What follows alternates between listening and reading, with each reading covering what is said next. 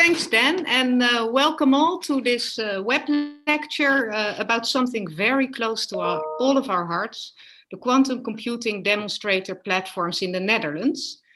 And the context in which we are discussing this has changed dramatically for the good since our last web lecture.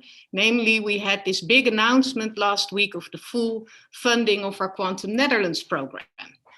So it's very exciting times. And before we go over to the speakers, I would first like to introduce you to Julia La Volpe, and she's our new community manager for Quantum Delft. So she will be organizing all these events from now on and also form the linking pin to the national community. So Julia, maybe you would like to say a few words to introduce yourself. Sure. Can you hear me all well? Hi, hello everyone. I'm Julia.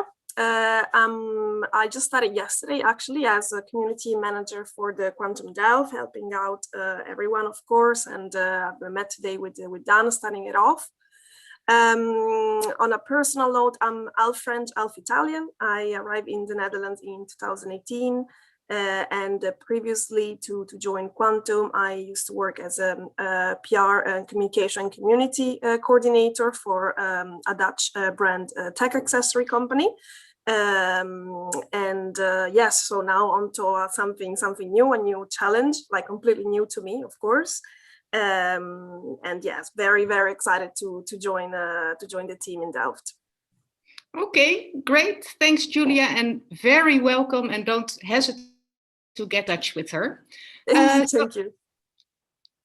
So let's go to our first plenary speakers. We have two plenary speakers, and that's followed by a panel in which we discuss the developments further. Our first speaker is Adriaan Rol. I think a familiar face for a lot of you from Delft. He's the director of R&D at Orange Quantum Systems, a new startup in Delft, and he's also an alumni of Leo DiCarlo's group in QuTech. Thank you very much, Freeke. So I'll be starting with sharing my screen. And you should now all be able to see my presentation. So what I'll be talking about today is Quantify. This is a platform for controlling experimental quantum physics that we're developing together with Qblocks. But before I go into that, I want to link it a bit to the larger challenges in the field and why we choose to develop this. And to understand that, you need to see, give me one sec, I'd like to see the slides. So that quantum computers are typically thought of as consisting of several layers. And there's essentially three main challenges in the field. One is to get the quantum processors to be powerful enough, to have high enough yield, and to be able to scale them up. The other well-known challenge is that we need good quantum algorithms, especially in the NISQ era, before we have full fault-tolerant quantum error correcting machines, to be able to run useful applications. But the missing link that's often forgotten is the characterization and calibration. Those are the three main challenges. And why do I say 3 + 1? Is because there's an extra one, which is the integration of all these systems into a full stack system. And with Orange Quantum Systems, we've chosen to focus on the characterization and calibration because we believe this is one of the most overlooked challenges. We have the expertise and interest in that particular aspect of the system and on the system integration. So what do I want to talk about here? So let's start about talking about quantum software, because a control framework is something that we use that looks like quantum software. And when most people think about a quantum computer, they indeed think about a full system, but it looks like this. It's missing a layer, but it has a very clear hardware-software interface. And on this quantum algorithm layer, the interface there, there's lots of well-established packets that work on that. Very famous is, for example, IBM Qiskit, Google Cirq, also, of course, the QuTech CQASM and the Quantum Inspire SDK. I will be showing a bit of these last two later in my presentation, but also many more. But if you look at that, the state of quantum software is very good. Most of these packages are open source, well-maintained, good tests, good documentation, and they're actively pushing the boundary of what we know. So why develop yet another quantum software package? Well, it has to do that all these packages are focusing top-down on an idealized quantum information model. And all the complexity of experimental physics, the things that what we're doing here in Delft with the hardware, is all hidden behind this hardware interface. So what we're actually seeing is we're missing a layer. We're missing this calibration and characterization layer. And that's really where the interface with the hardware happens and where we can get the advantage, especially in the NISQ era. So that's where we want to develop something new. Some of you might wonder, what about Pike? Or what about many of the other frameworks that are being used in labs?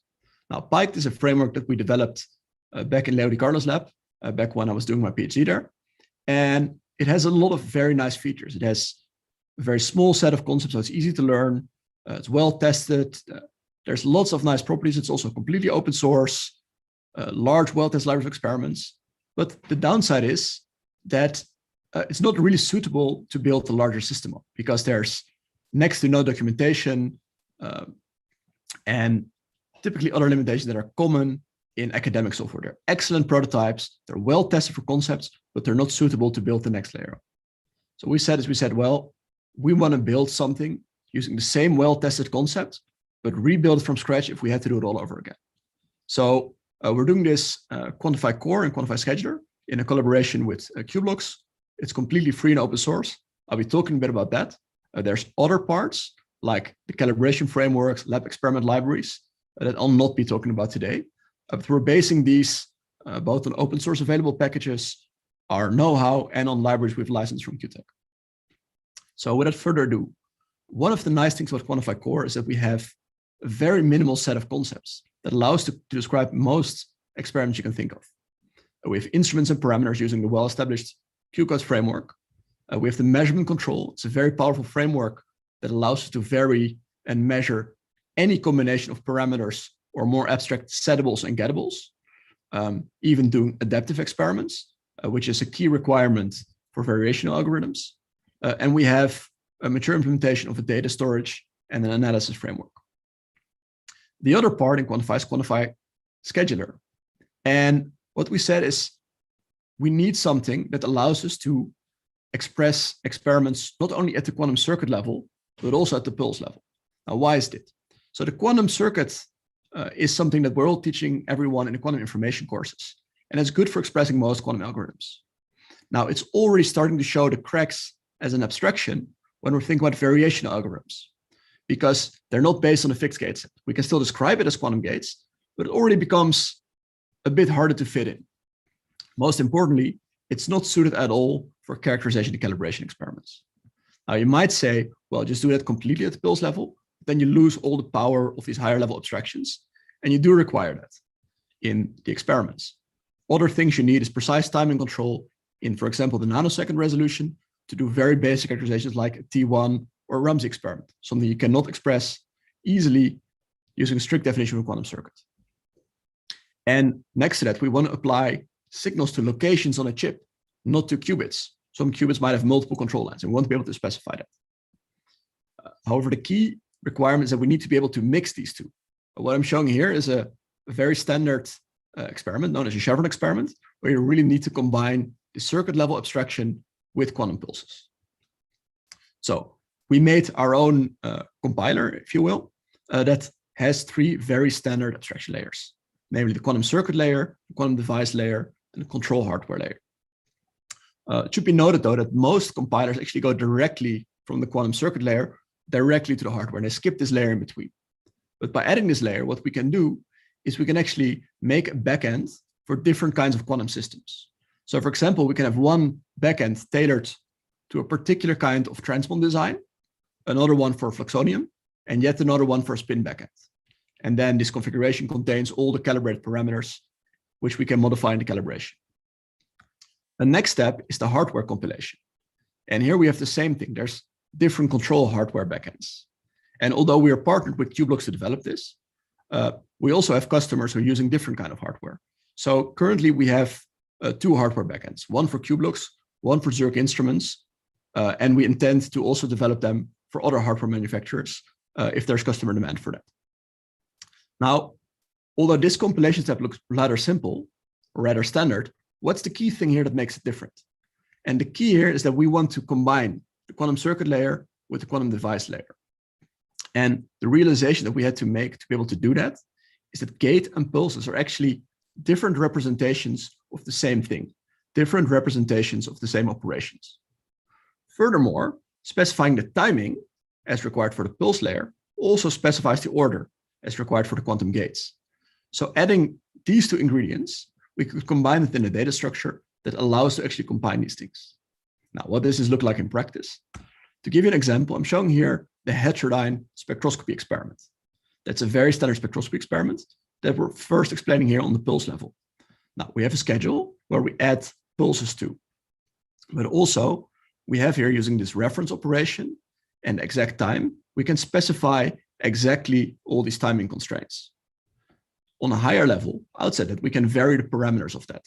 So what you see here is we're passing arguments to these schedules that are actually QCODES parameters for the experts in the room. And this allows us to combine this with our measurement control framework to do very intuitive measurements of that. What you see here is then what the data looks like, and if we analyze it.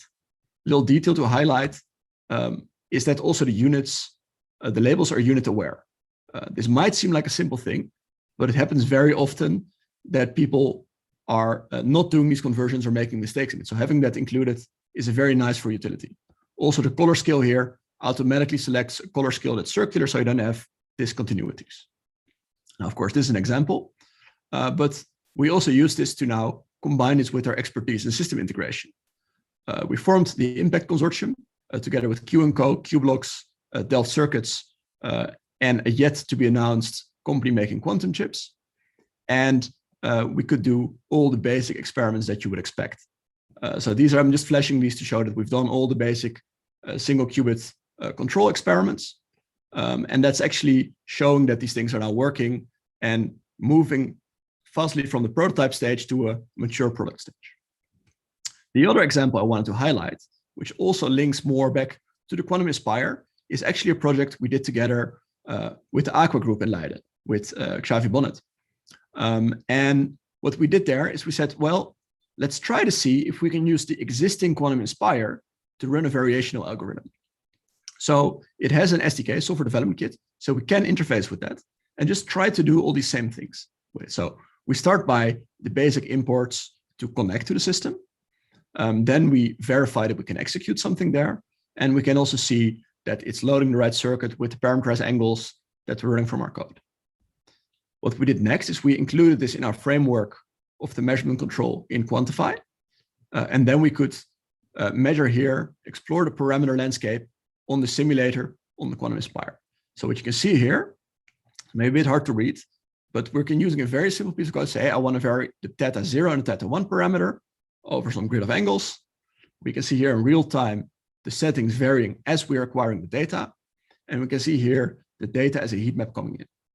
Now, this is just a conventional 2D measurement, but using the exact same code, but with slightly different arguments, we can also run this adaptively.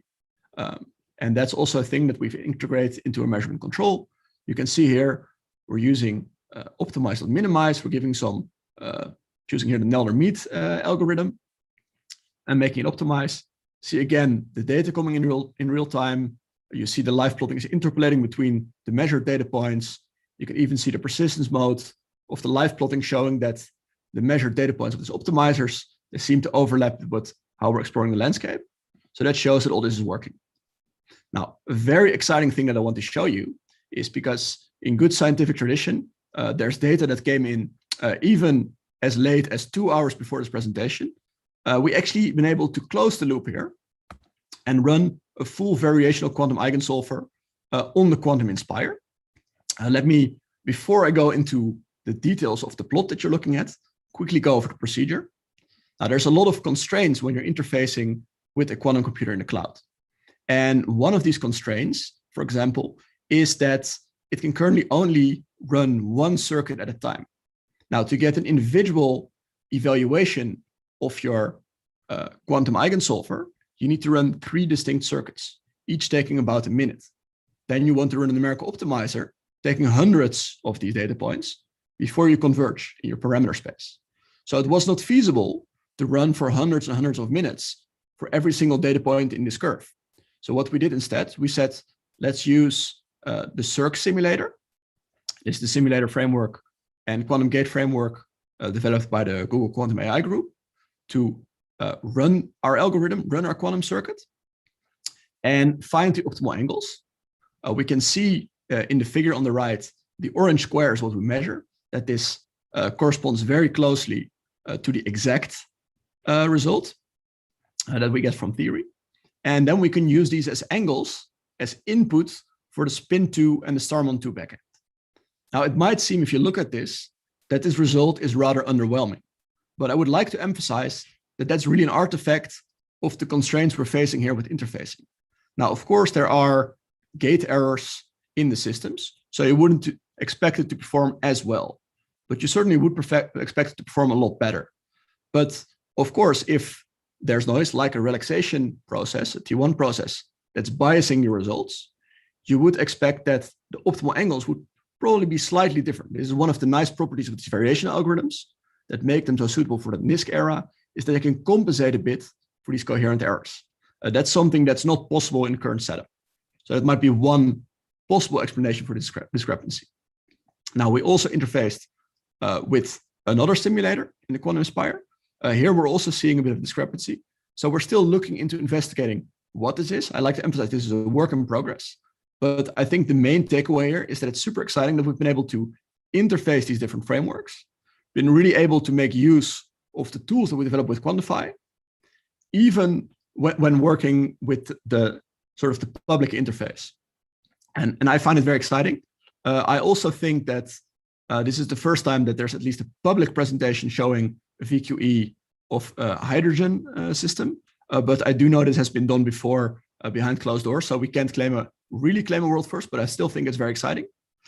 And then, of course, the next step are, as I said, to look more into the discrepancies between the two, but also to summarize our findings and take these as lessons learned for the next generation of quantum demonstrators. And that's also, of course, the theme of the panel we'll be having later. So I'm just very excited. We learned a lot of things doing this, and I think that can really also help us in the future. So to summarize, I talked about Quantify. It's a framework that provides all the basics for controlling experiments. It's based on mature and tested concepts that are now implemented professionally using a big team of software developers.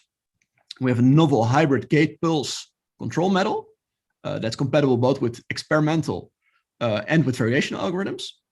And it addresses the main limitations of academic software. We're doing this collaboration with QBlocks, and we're also having tailor-made extensions available for specific labs. The next thing I talked about was the Impact project. This is our project where, together with all the startups in Delft and Q&Co from Amsterdam, we said, we're just going to try to build a quantum computer prototype in record time with only in-kind funding. And I'm very excited by what we have achieved there. Within just 3 months, we got to measuring all the single qubit experiments. And last but not least, the variation of quantum eigensolver, which was really a nice collaboration to be doing together with the Aqua Group in Leiden. So with that, I would like to thank you all for your attention. And if you have any questions, I believe you have to enter them into the YouTube chat, and then Dan will forward them to me. So thank you. Thanks. Great, Adriaan. Thanks for sharing these results. And it's good to see all these interactions with Quantum Inspire that we're hearing about more later, Leiden, Amsterdam, all the startups. It's an example of an ecosystem. So, Dan, do we have questions?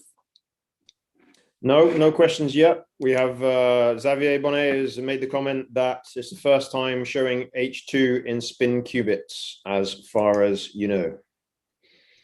That's a statement. It's definitely the first time this is publicly being shown. And I am very excited. And yeah. Okay, well, more for the discussion later, I guess. So let's move over to our next speaker then. That's Richard Versluis. Richard Versluis is the engineering lead of the quantum computing division at QuTech in Delft. He comes from TNO, the partner in QuTech next to TU Delft, and he will present the developments in Quantum Inspire. Okay, thank you, Freeke. Well, like Freeke said, my name is Richard Versluis, and I'm a principal system engineer at TNO and director of engineering at the quantum computing division at QuTech. With all of you, I would like to dive into the plans that we have with the first Catalyst program of the Growth Fund project. And I want to share with you an outlook on the future developments of these fields within the Netherlands. Broadly speaking, the Catalyst programs have 3 goals. So to speed up the quantum technology development in the Netherlands, to stimulate the development and establishment of new companies in the Netherlands, and also to develop and attract and retain talent. And in the National Agenda Quantum Technology, there's a strong interaction between the Catalyst programs and the action lines. And as an example, action line 2 is about ecosystem development and has a strong relationship with these 3 goals. For instance, by investing in local technology hubs, by supporting startups, and by investing in talent development programs. Within the National Agenda Quantum Technology, CAT 1 evolves mainly around Quantum Inspire. And Quantum Inspire is the first European quantum computer in the cloud, which is available to users online 24/7. And the overall goal is to upgrade the current prototypes that we have to machines that in 5 or 10 years from now can help solve very significant societal challenges. And this way, the Netherlands will remain at the forefront of the quantum computer race. CAT 1 specifically includes activities around all of the before-mentioned programmatic goals, technology development, economic development, and talent development. And together with you, I want to take a look at what this actually means. Well, first of all, there are many different qubit technologies available to do quantum computing. And each of these technologies has its pros and cons. And currently, there's not a clear winner among these technologies. And it's even envisioned that technologies might have to be combined together. In some cases, like distributed quantum computing, it could also be that different technologies will have to be combined into one system. Anyhow, multiple qubit types need to be further developed and have to be made available to the community for testing and evaluation. Therefore, expanding number of qubit types in Quantum Inspire is one of the goals in the CAT 1 program. Another part, the technology development, that's the relevance of the technology for end users, and that is extremely important when you enter the era of prototype development. So application hubs and field labs, for instance, are very effective tools to bring together end users and solution providers and investors together. But field labs are also very important to share visions and expectations on what you actually want out of these systems that we're developing. Let me go to the third point, the economic developments. Another goal of CAT 1 is to bring together different parties in the supply chain to stimulate co-development and but also to create value for the Dutch industry. And a project like this, building a national quantum computer, requires many different expertises and many different views on the system. But it also requires focus and dedication of the partners, and all have to have a common goal to speed up such a development. And finally, development testbed like Quantum Inspire will serve as a tool for scientific support, for education and training, for students, for policymakers. And working with actual systems will provide us a much deeper understanding of the potential of these systems, but also of the limitations of these systems. So an understanding of both is required to make the right choices for future developments. So an example like this, where Adriaan showed that you actually start to use the quantum hardware, shows you what kind of things you need to improve and change into the system.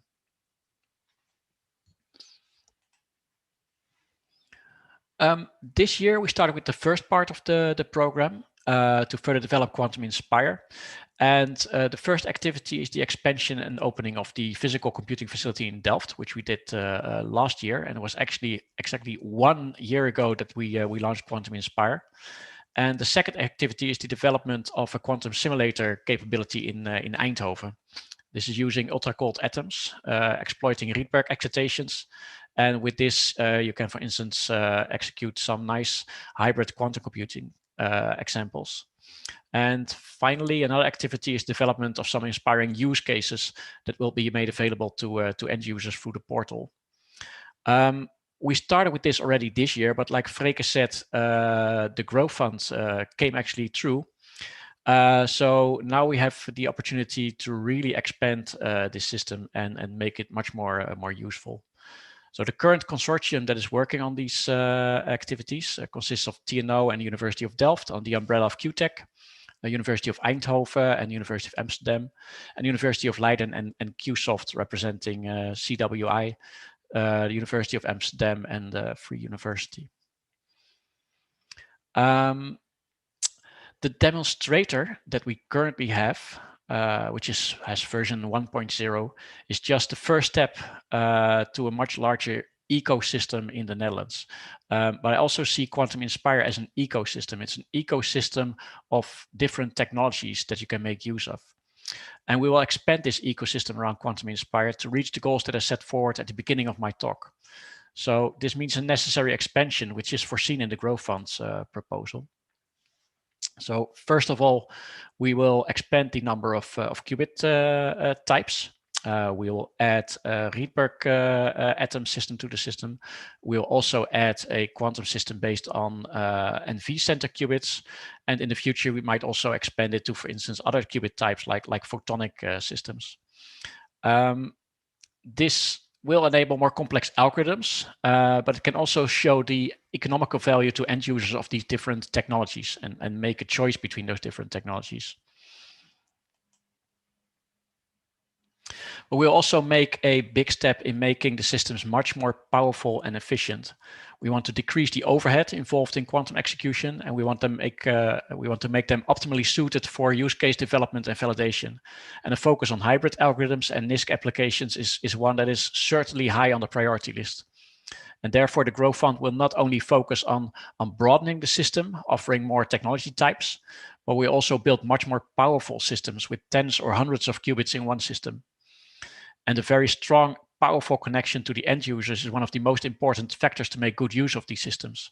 The example that Adriaan showed, the VQE system, that's a variational algorithm that requires really large numbers of executions on the quantum hardware.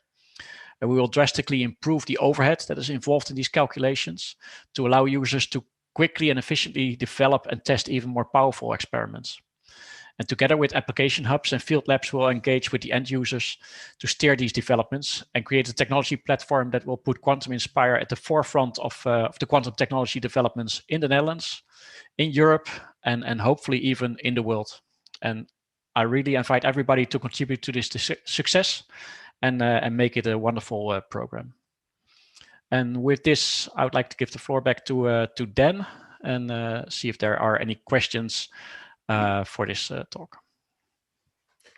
Many thanks, Richard. No questions have come in yet.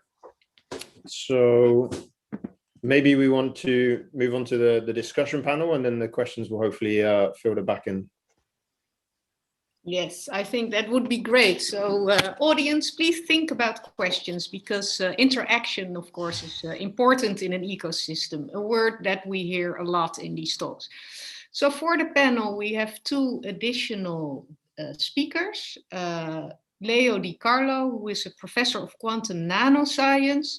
In Delft, he needs no further introduction. For others, he has at the basis of Quantum Inspire, and also he has been the supervisor of both Adriaan, who you have heard, and Niels Bultink, who is CEO of Blocks. So he has a very important role to play. And we have Carlo Beenakker, who's a professor of theoretical physics in Leiden, and who is also heavily involved in the National Quantum Delta NL program. So maybe to start off with you, Carlo, could you maybe tell us a bit more what's going on in Leiden and also in Amsterdam and Eindhoven, because we've heard a lot about what's going on here in Delft. So maybe you can say a few words on that. Yes, let me see if I can share a screen. I hope this works. And then I click on play. And then you guys see a screen, right? Okay, good. No, so yes, I think Richard actually said it all, but let me just make I have two slides actually to show you. This is just a little bit more on the Eindhoven platform. So the two platforms which are currently integrated in Quantum Inspire, which you can just, existing platforms are the superconducting qubits and the spin qubits. But cold atoms is also internationally a big contender, in particular for quantum simulations. Cold atoms in general, quantum simulations are not part of our national agenda. This was just a strategic decision. It's very well done in other countries. But we have one cold atom platform, and that's the Rydberg atoms in Eindhoven. And at some point, presumably, that's part of our challenge, this will be integrated into Quantum Inspire, but that doesn't stop them to actually start running programs at this moment. And the program, which is this demonstrator here, is very similar to the H2 molecule simulation, which at least has the same goal and uses the same methods as the H2 molecule simulations, which we heard about running on the Spin2 and the Starman 5 platforms. So this is a 4-qubit simulation using variational quantum algorithms. So basically the way many of these calculations run is that you need a very powerful classical computer. This was also done in the Aqua simulations to basically give you to do much of the work. And then the actual input, in this case, letting a Hamiltonian act on a wave function, is done on a quantum coprocessor. That's what they call this. So this is for applications in quantum chemistry. And now, if I may, and I think I might, give you a little bit a more provocative thing, which not all may agree with.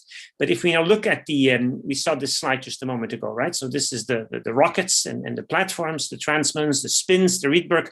We haven't heard anything about the NV centers. That's something else, but this will also be implemented. And now you look at 2028, so that's the end of the program. You see 50 qubits. It says greater than 50, could be 100. But probably if it was 1,000, it would have said that, right? So somewhere in the 50 to 100 ballpark.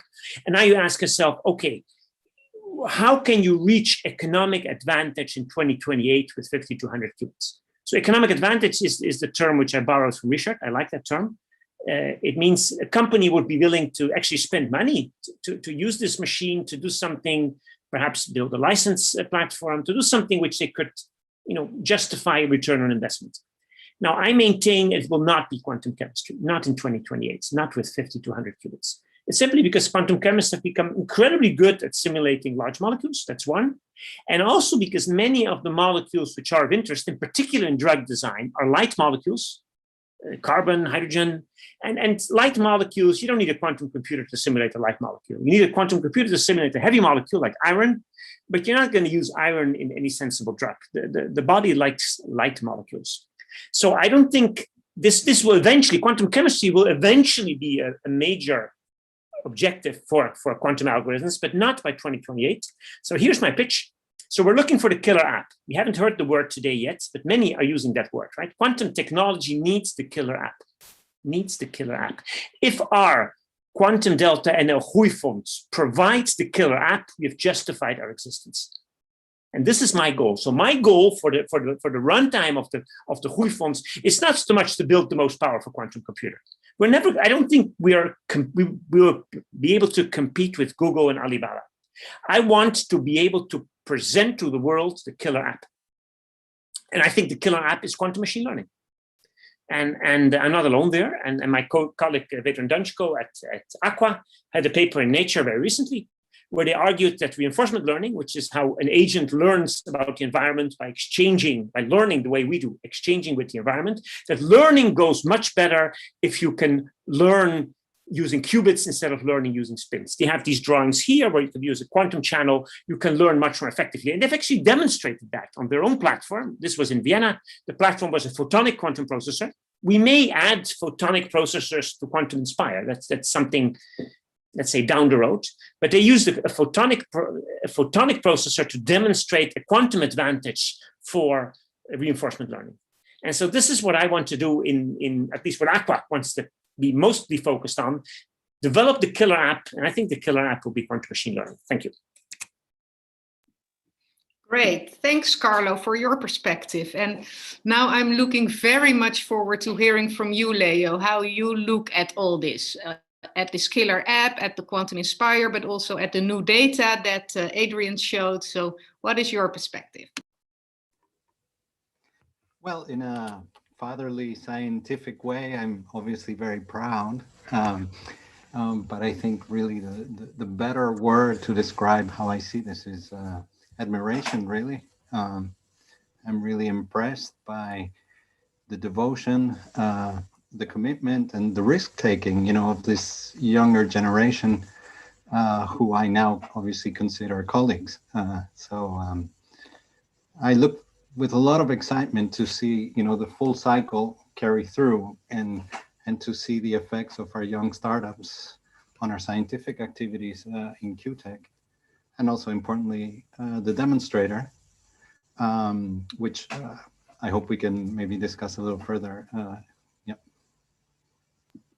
Great to hear that. And yeah, one of the things that comes up a lot is collaboration across the stack, integration of new platforms in this Demonstrator, also the applications, the killer app, and combine that with the Demonstrator. So how could we enhance that, or who would like to reflect a bit on that?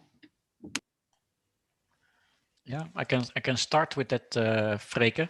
So one of the things that we recognize is that first of all, we should maybe go away a little bit of the word demonstrator for Quantum Inspire, because the demonstrator is actually what we did up to now, demonstrating that we can make a quantum computer, put it in the cloud, and do some things with it, and that's actually what we need to do. So we really need to open up the system. We need to be able to give end users more functionality with the system, deeper control of the systems, but also more functionality at the higher layers of the stack. So including, for instance, Quantify kind of systems, including libraries to do all kinds of more complicated algorithms, like machine learning, like variational quantum algorithms for chemistry calculations, logistics calculations, and all that stuff.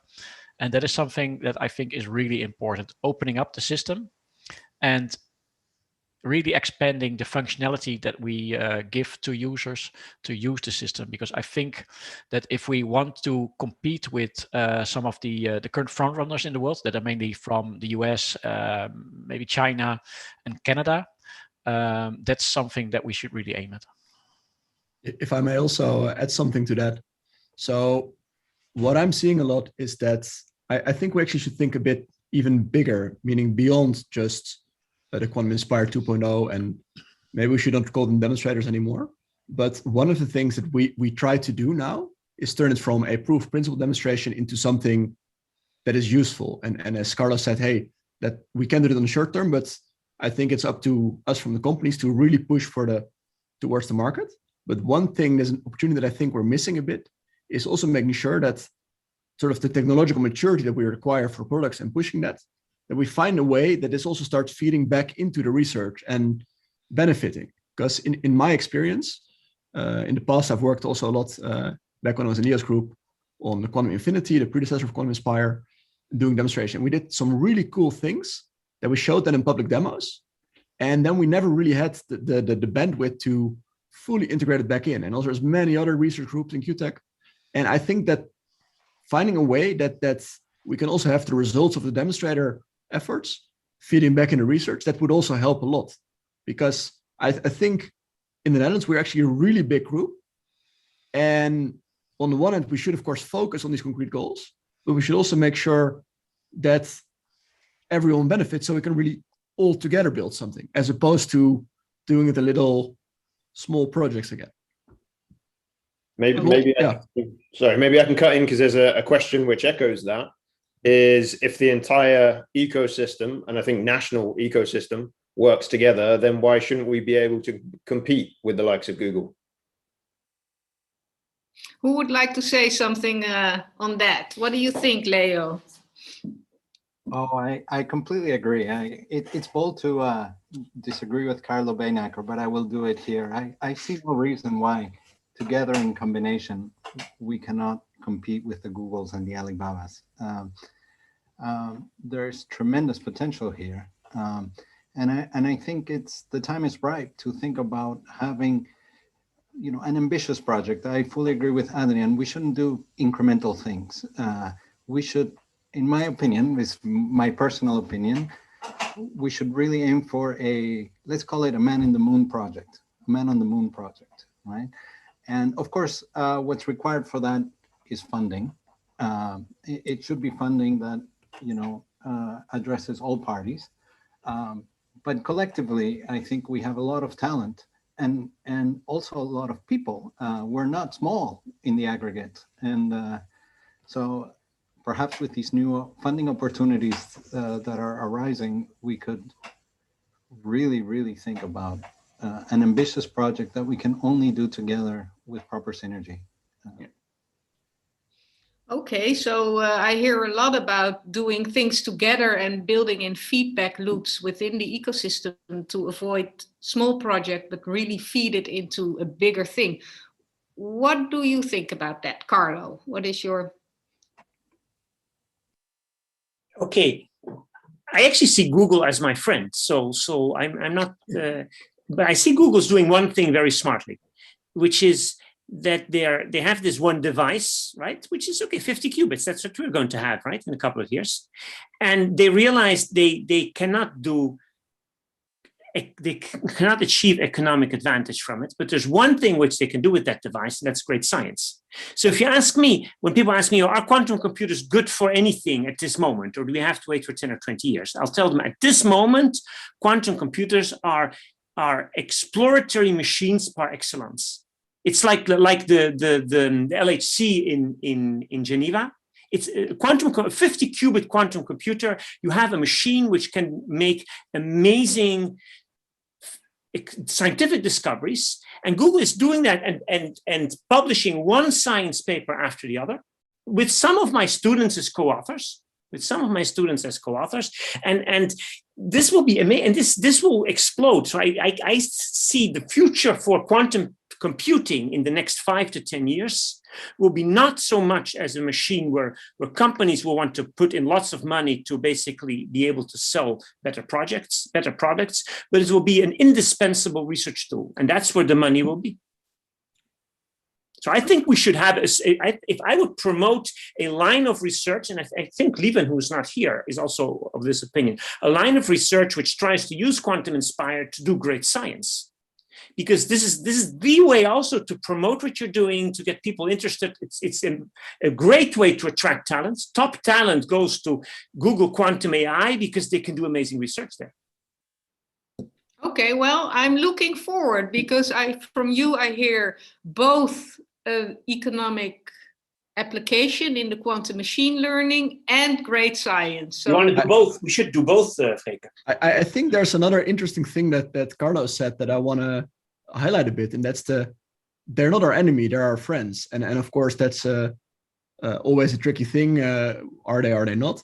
But I think there's a very unique thing we got going in the Netherlands in the sense that we're actively not trying to be the monolith that does everything. We're not trying to be IBM. We're not trying to be Rigetti. We're not trying to be the big monolith that does everything, because the big risk is that you need to do as a single entity everything perfect. Instead, we actively said, we're going for an ecosystem approach. That means we have a Q-Blocks focusing on electronics, right? We have academia focusing on really pushing the boundaries, doing new things. We're focusing on system integration and the calibration side of things, but we're not dealing with chaos. So all these things are separate, but it also allows us to actually work with all these big entities and really find our ways to work together. And I think that is the one thing, if we find a way to make that work out, we as the Netherlands can be very effective. But if we think bigger than just our nationalistic agenda, because that's a bit of a risk, we're actually uniquely positioned that we as the Netherlands can work with the German quantum project, with the French quantum project. And of course, they also have their nationalistic tendencies. But at least we all have the opportunity to work together and hopefully also then build better quantum research, better quantum computers in the Netherlands. And I think that's an opportunity we have precisely because we choose to do differently here. Yes, well, I'm glad that you bring that up because I really think we should avoid nationalism. I mean, we're here to bring something also on a European and a global level. We want to collaborate and help this technology evolve further. Leo. I wanted to mention a third axis. There's a lot of emphasis on creating economic value. There's a lot of emphasis on doing top science research by experts. There's a third axis, and that's education. I think for many of us, that's one of the most pure, motivations to work on Quantum Inspire. And, in this year that we've had Quantum Inspire hardware available to the world, many of us have used it in education. And I think there's a long way to go in that axis as well. And so I would like to put it on par, with the others as well. Yes, that's very important, because this is also one of the action lines in this national program, because this is a long-term development and we need the talent for the future, the workforce for the future, and you attract it by doing these great projects like Quantum Inspire and all the other things we just heard today. So then, are there questions from the audience? Yes. And maybe you need to state the name as well, because I'm interested who asks all these questions. Sure. Where possible. Okay, so Niels from QBlocks asks, Carlo, how can or will the Dutch economy benefit from inventing a killer app? How would this benefit the Dutch economy? That's not my line of. Somehow we think that if the action's here, people will come. I mean, the Groeifonds says the Netherlands wants to be the Silicon Valley, right? Okay, the transistors were invented in the Silicon Valley. Apple computer was invented in the Silicon Valley. The mouse was invented in the Silicon Valley. Somehow it happened here. But so I know it's actually also one of the questions we were asked before we got the grant. How can you prevent things we invent here, being exported and other countries benefiting from that? I don't have an answer for that. I mean, these are other more, but I think it works that way, right? If the action's here, if the good people are here, if they know this is happening, this hub, this delta will become attractive, and somehow experiences that's helps also the bottom line. But I'm just a person who just thinks about things without worrying too much about the bottom line. I think I would agree with that. I think that it makes you shine, right? It makes you be the center of the attention, and this is where we need to go. And then the economic value comes from that, because if you are the center of attention and you attract the attention and you attract the end users that are interested in working together with you, that gives you the economic advantage that you're looking for. So to follow up on that and Leo's point, there's a question: does it mean that a moonshot, like a national goal project, should then be big research projects where academic groups have in situ quantum computing systems themselves? Name, please. Kel 85 UK. I have to confess, I didn't really understand the question. Do we think if the kind of moonshot you talked about and Carlo mentioned, like the research goal would then be for projects and academic research groups to have their own quantum computers and be working on that, or do you think it may be more of a that's in the cloud? Just want to say, that's not how it works at this moment. At this moment, you apply with the research idea to Google Quantum AI. And you get a certain number of hours on their processor. And if you have a good idea, you publish. And many students of my groups are doing precisely this. And I would like to have a similar machine in the Netherlands where people can apply with a research idea and run it on our own hardware. I think I would like to connect a bit to the ideas floating around here, because what I'm seeing is like the ideas on, hey, how do we create the economic value? And I think we talked a bit about the killer app, and I tend to go with what both Carlo and Richard saying. It's about things happening here. And then it doesn't matter if the killer app itself is then monetized somewhere else, as long as this is where it's happening. But there do have to be follow-ups here. And that means we need to create a climate where things stick around, meaning we have a suitable climate where we can actually build these things. And then thinking about what are ways we can make this work, like on a technical level. I think that would mean that we're trying to figure out, hey, on the one hand, the killer app side and that things. And the other side is, what are the things we need to build? And how can we make sure that if we're making a custom quantum computer here, that is not, I mean, I will leave in the middle whether we can compete or not. I'm still quite excited to do cool things there. But let's assume, how can we make sure we're doing something different yet relevant? And I think it really is about getting that feedback loop in there, that both the academic side can excel. That's first where all the cool things will be happening.